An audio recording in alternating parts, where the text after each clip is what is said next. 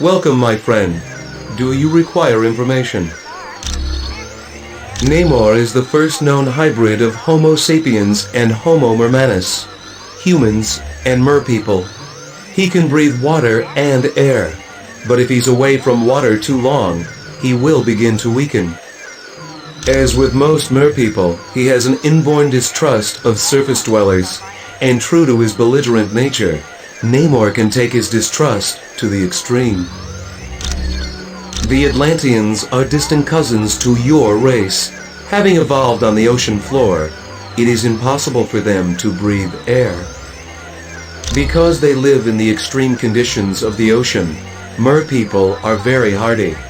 They are stronger than humans, can swim up to 30 miles per hour, and live to be over 150 years of age. I am glad to be of assistance.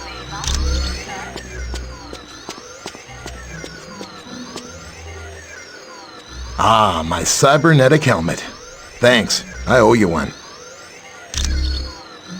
The mutant amplifier vastly augments any mutant's natural power. So a psychic that can lift a book will become powerful enough to lift a bus. Yes, but it has some serious side effects. The amplifier causes damage to the DNA of any mutant it's used on. Not much. The serum's only worked on Captain America. There's something very peculiar about his physique. That, plus the doctor who originally developed it, is dead. He'd wind up with a bunch of muscle-bound beasts, just like you saw in the Omega. They're psychotic, violent, and unable to take orders. Not exactly what you'd want from an army. Ah, it was no problem at all.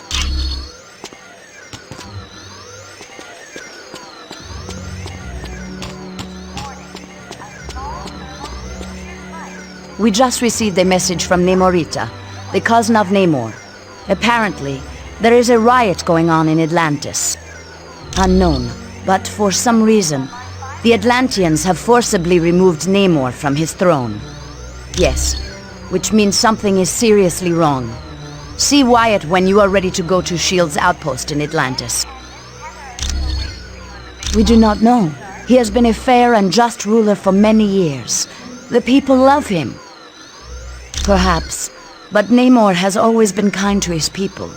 There has to be some other explanation for this mass hysteria. When merpeople and surface dwellers first met, there was quite a bit of hostility. There were even several invasion attempts. The relationship between our two races is lukewarm at best. The merpeople prefer to keep us at arm's distance. Once you reach our Atlantis outpost, you will be infected with a special nanotechnology. Mr. Fantastic and Dr. Pym had a hand in developing it. It will allow you to breathe water with no discomfort. You will also be able to move along the bottom of the ocean as if you were moving on dry land.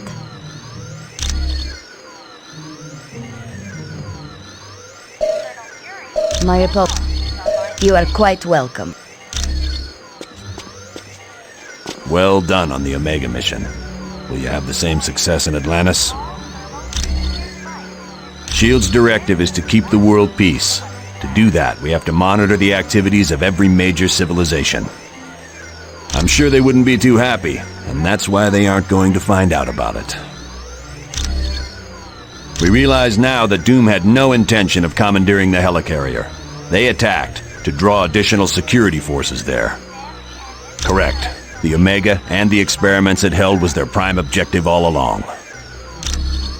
Dugan's still trying to sort things out, but apparently the base sustained only minor damage. Yes, they'd been locked in a cold storage unit on level 3. Aside from some minor cases of frostbite, everyone was fine. You're welcome. Got it.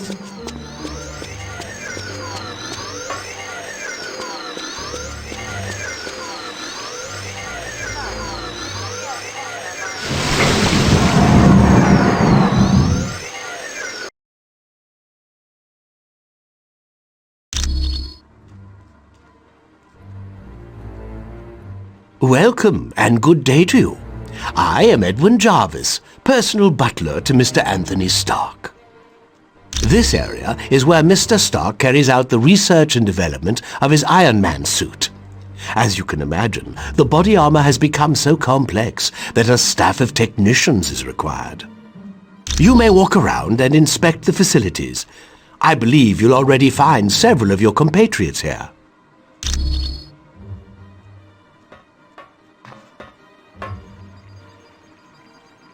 The name's Jack Hammer, but you can call me Weasel. Everyone does. Yeah, and don't worry, I came in through the back. No one saw me. Wyatt Wingfoot gave me a damaged laptop. Said you heroes wanted to know what data was on it? Yeah, that laptop holds security information for a building called the Imperium. I can find out, but you'll have to get me the password into S.H.I.E.L.D.'s priority files. Oh, there's three possibilities. Jacob Fury, Baron Strucker, or Gabriel Jones. Talk to Vision. He'll be able to help.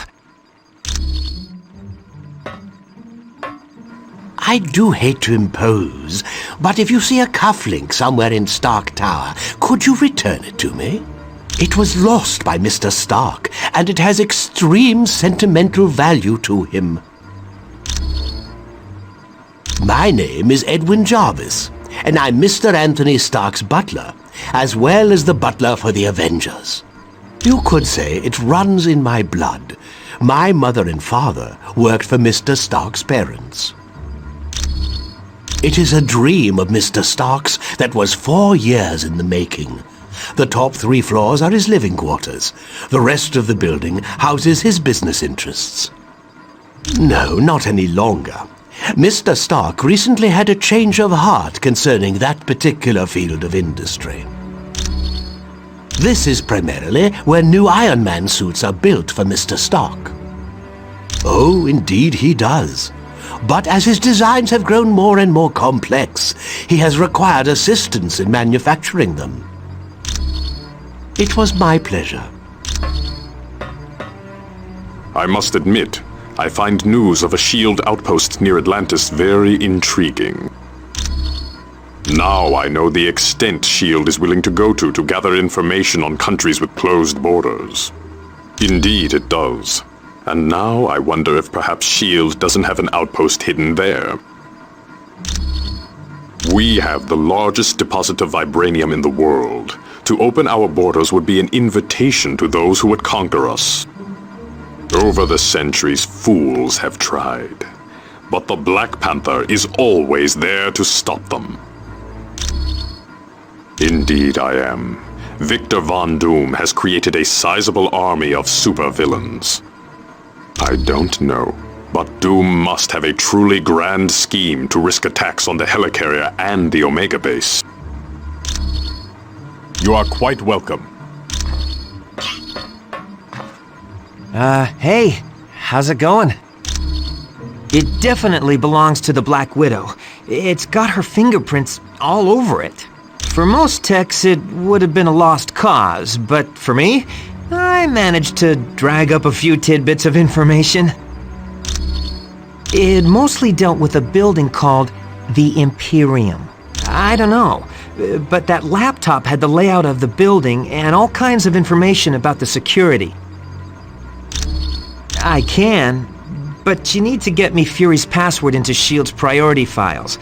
I bet I'll find everything you want to know. My sources tell me it's one of 3 possibilities. Jacob Fury, Baron Strucker, or Gabriel Jones. That's what I need you to find out. Talk to Vision. He'll be able to help. Thanks. When you get back from Atlantis, I'll have all the information you need. Sure. Anytime.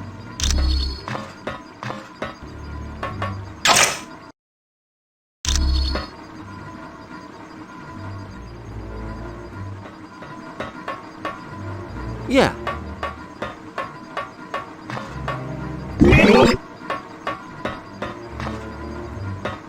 The Black Widow is up to something, I just know it. Did you see how nervous she was on the helicarrier? Sure looks like it. She must have been trying to get that laptop to the enemy during the helicarrier battle. Yes. That laptop shows all security systems for the building. And from the looks of those systems, the Imperium must hold something valuable. Not yet. She's his second in command. We're going to need some pretty strong evidence to shake Fury's faith in her. Yes, Colonel Fury's trust doesn't come easily, and once given, it's nearly impossible to break. Okay, so Daredevil and I were close several years back, and the Black Widow and Daredevil were close not so long ago. No, I'm not. I'm long over Daredevil. If he can find happiness with the Black Widow, I wish them both the best. You're welcome.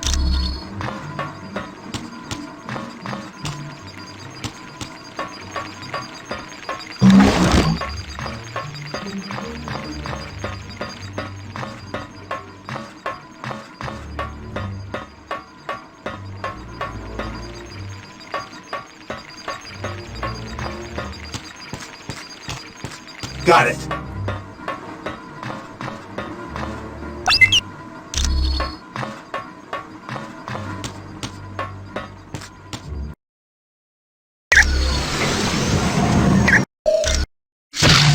The Thing. You kids ready? 'Cause I sure am! Got it.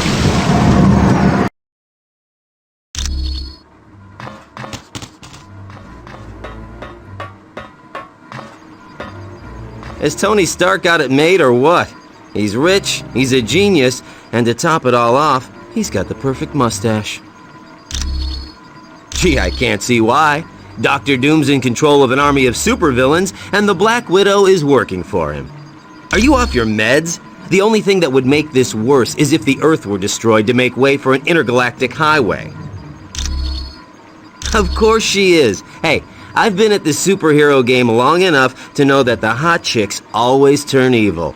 Probably because evil pays better. If one of Nick's little S.H.I.E.L.D. agents is turned to the dark side, then Nicky'll have to figure it out for himself. No, it isn't. If you finish that sentence, I'm gonna put so much web in your hair, you'll have to shave your head. Sure. Hello, my friend. I trust all is well. You are...